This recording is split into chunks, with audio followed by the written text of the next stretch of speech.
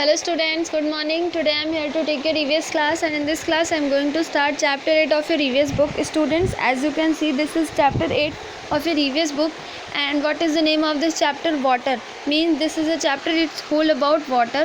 Means आपको इस chapter में पढ़ना है कि वाटर के सोर्सेज कौन से होते हैं, मीन्स कैसे हमें वाटर मिलता है एंड क्या क्या मेथड्स होते हैं जिनके थ्रू हम वाटर को सेव कर सकते हैं.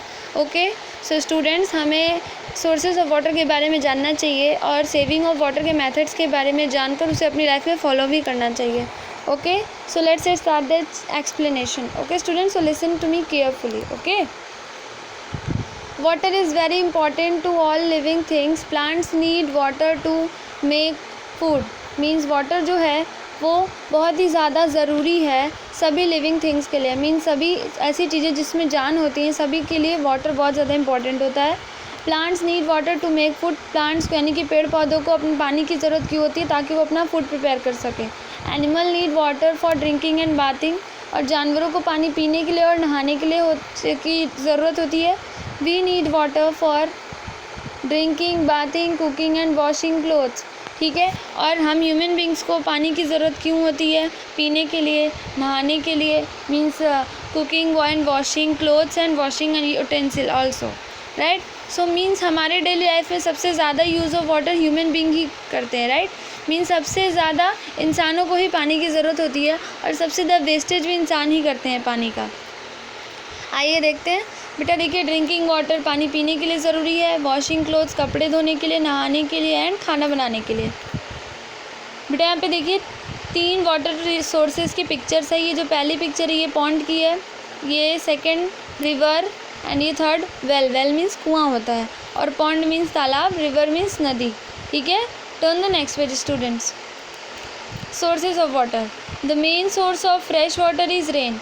मीन्स फ्रेश यानी कि साफ़ पानी का सबसे अच्छा जो स्रोत होता है, सोर्स होता है, वो होता है बारिश. ठीक है, how rain fall occurs. Means बारिश कैसे होती है. The fresh water starts it's journey from the ocean. ये जो फ्रेश वाटर की जर्नी है वो स्टार्ट होती है ओशियन से. ओशियन मीन्स महासागर. महासागर बड़े बड़े समुद्र जो होते हैं उन्हें हम महासागर कहते हैं. हमारे पूरे वर्ल्ड में 5 ओशियंस हैं. ठीक है, 5 ओशियंस हैं. अब उनसे जर्नी स्टार्ट होती है फ्रेश वाटर की. क्या होता है ये पढ़ते हैं. The water in oceans is heated by of the sun. Means धूप की सूर्य की रोशनी की वजह से, सन की रेस की वजह से जो ओशन का पानी होता है वो गर्म होने लगता है. It changes into water vapour. और फिर वो पानी, उस पानी में से वेपर निकलने लगता है, यानी कि भाप निकलने लगती है गर्म होने की वजह से. And goes into the air. और वो भाप धीरे धीरे जाकर हवा में जाता है.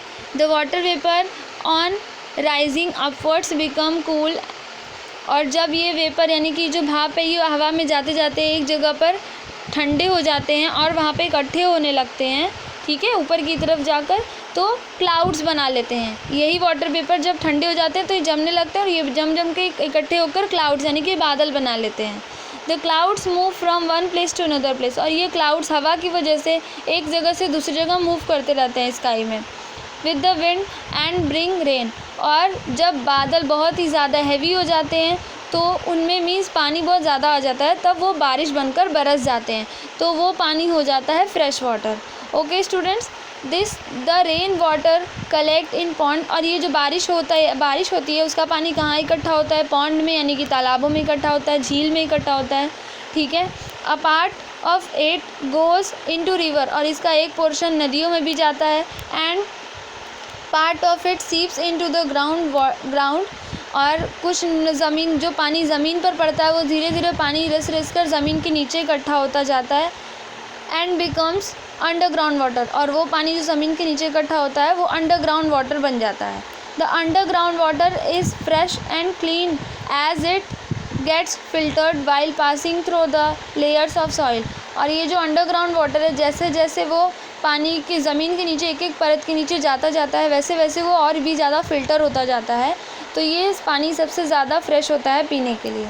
ओके स्टूडेंट्स, सो यहाँ पे आप कुछ पिक्चर्स देख सकते हैं वाटर सोर्सेज की. पॉन्ड यानी कि तालाब, लेक मीन्स झील, रिवर मीन्स नदी, हैंडपम्प मीन्स चापाकल जिसको हाथ से हम चलाते हैं, वेल मीन्स कुआं, एंड ट्यूबवेल जिससे ज़मीन के नीचे का पानी खींचा जाता है.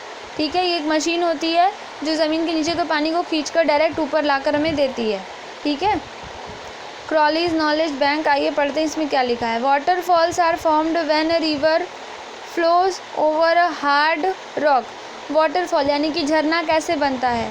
जब नदी बहते बहते बहुत ही ऊंचे जगह से नीचे की तरफ चट्टानों से होकर गुजरती है तो उसे हम कह सकते हैं कि वो झरना बह रहा है, ठीक है। Turn the next page students. We draw out these underground water by hand pump, well and tube well.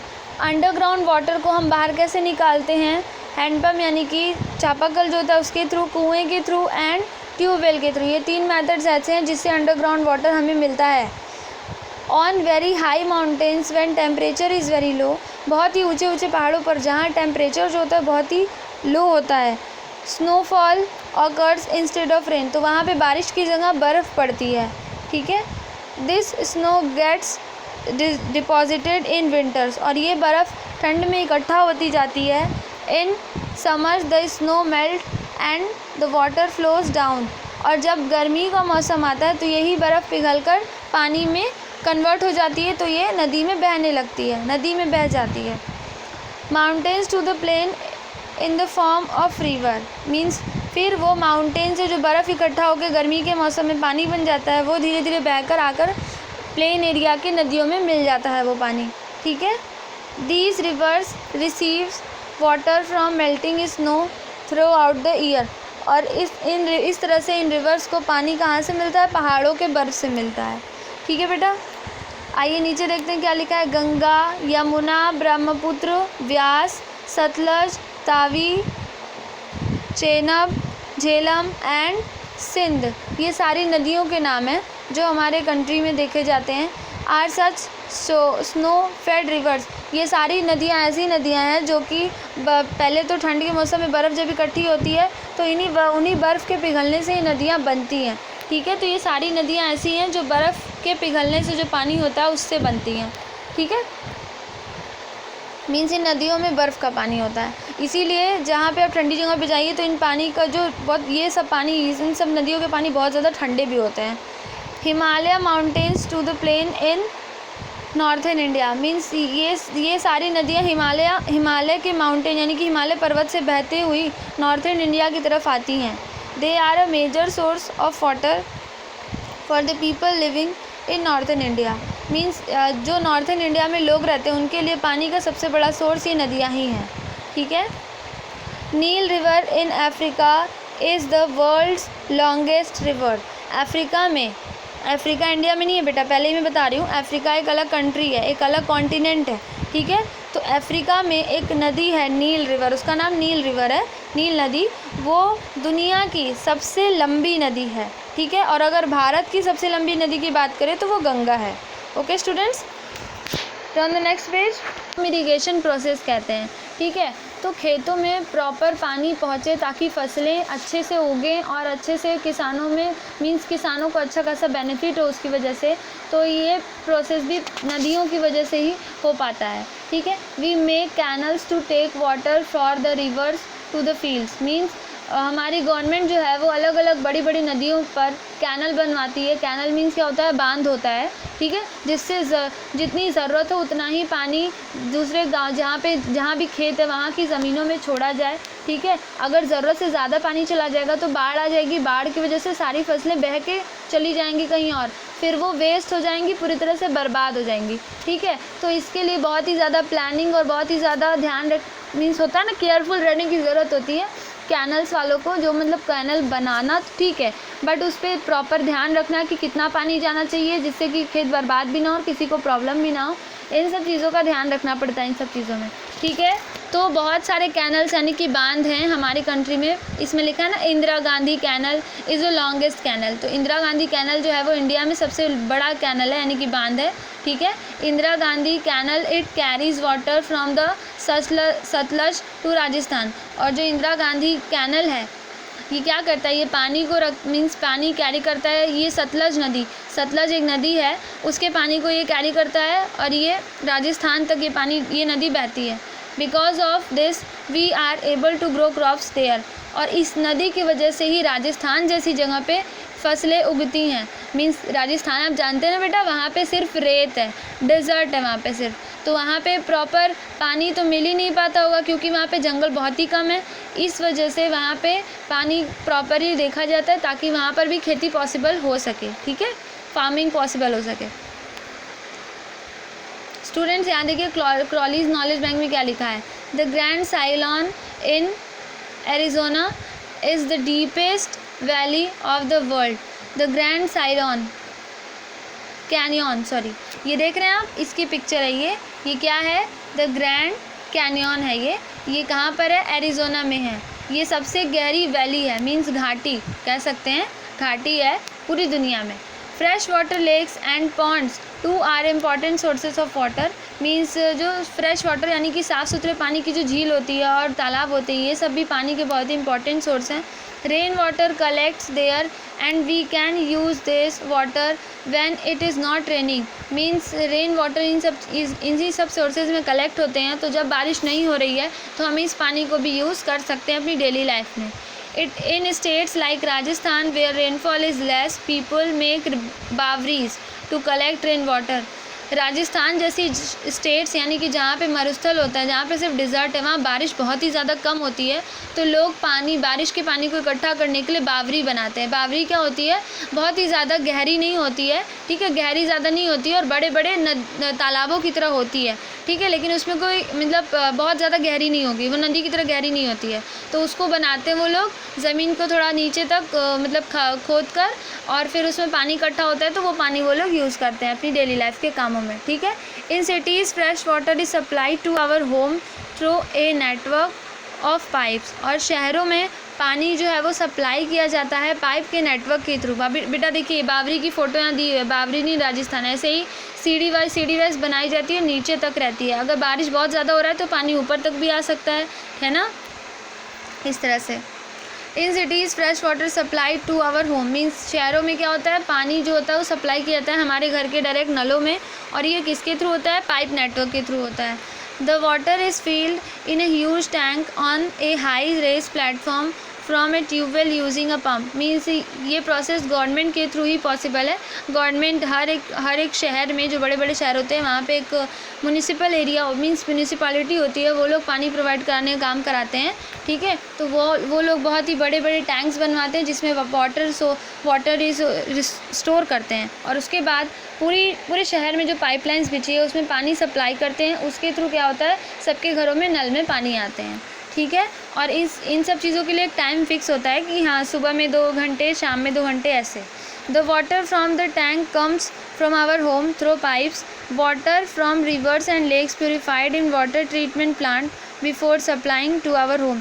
Means इन सब टैंक में पानी कहाँ से आता है, ट्यूबवेल के थ्रू आता है या नदी का पानी पाइप के थ्रू लिया जाता है, लेकिन पहले उसे उस प्लांट में उस वाटर को फ़िल्टर किया जाता है, उसके बाद ही उसे छोड़ा जाता है ताकि सभी लोग के पास फ्रेश वाटर पहुँचे, ठीक है। In village where tap water is not supplied, people depend on the handpump, well, tubewell to get fresh water. गांव में इस तरह की pipes line supply, water supply नहीं हो पाती है पाइपलाइन के थ्रू, इसीलिए वहाँ पे लोग हैंडपम्प या फिर कुएँ या फिर ट्यूबवेल के थ्रू अपनी पानी की ज़रूरतों को पूरा करते हैं। Okay students, turn the next page. This one is the last page of this chapter. In summer the water level goes down and there is lack of fresh water. Means गर्मियों के मौसम में जब पानी का लेवल बहुत ही ज़्यादा ज़मीन के नीचे चला जाता है तो पीने के पानी की यानी कि शुद्ध पानी की होती है ना, कमी होने लगती है।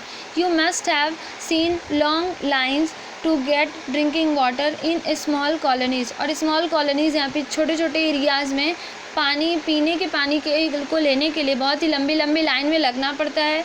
वाटर इज़ प्रीशियस, पानी बहुत ही ज़्यादा कीमती है, अनमोल है। We can't survive without it, हम इसके बिना नहीं जीवित रह सकते। We must not waste water, means हमें पानी की बर्बादी नहीं करनी चाहिए, ठीक है। सेविंग वाटर, हम पानी कौन कौन से मेथड को फॉलो करके सेव कर सकते हैं, आइए पढ़ते हैं। Follow this simple step to save water specially during summers. Specially गर्मियों के मौसम में हम पानी को कैसे सेव कर सकते हैं, आइए पढ़ते हैं। Do not leave the tap open while brushing, brush करते वक्त नल को खुला ना छोड़ें। Use a bucket and mug to take a bath instead of taking a lavish shower, means नहाने के लिए आप शावर का यूज़ ना करें बल्कि एक बकेट पानी और मग का यूज़ करें।